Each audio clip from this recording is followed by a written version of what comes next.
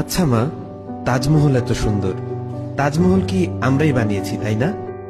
না তো, যিনি বানিয়েছিলেন উনার নাম সম্রাট শাহজাহান, উনি মুসলিম ছিলেন।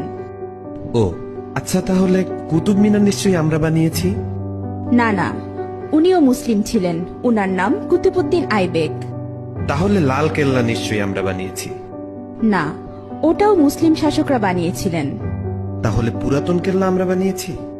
না, পুরাতন কেল্লাও মুসলিমরা বানিয়েছে। তাহলে চারমিনার নিশ্চয়ই আমরা বানিয়েছি। না, চারমিনারও মুসলিম শাসকরা বানিয়েছে। মা, আমি শুনেছি ভারতের সবচেয়ে বড় ও পুরাতন রোড গ্র্যান্ড ট্রাঙ্ক প্রায় 3000 কিলোমিটার পর্যন্ত বিস্তৃত, সেটা তো আমরা বানিয়েছি। না না, গ্র্যান্ড ট্রাঙ্ক রোড আমরা বানাইনি। গ্র্যান্ড ট্রাঙ্ক রোড এক মুসলিম শাসক বানিয়েছেন, উনার নাম শেরশাহ। আচ্ছা, তাহলে হাজারদুয়ারি প্যাসেজ নিশ্চয়ই আমরা বানিয়েছি।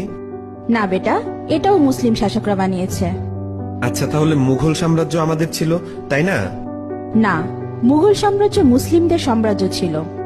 আচ্ছা, জয় হিন্দ এই শব্দটা কি আমরা প্রথম তৈরি করেছিলাম? না, এটাও একজন মুসলিম প্রথম বলেছিল। আচ্ছা মা, সারে জাহা সে আচ্ছা হিন্দুস্তা হামারা এই শব্দটি আমরা প্রথম বলেছিলাম তাই না?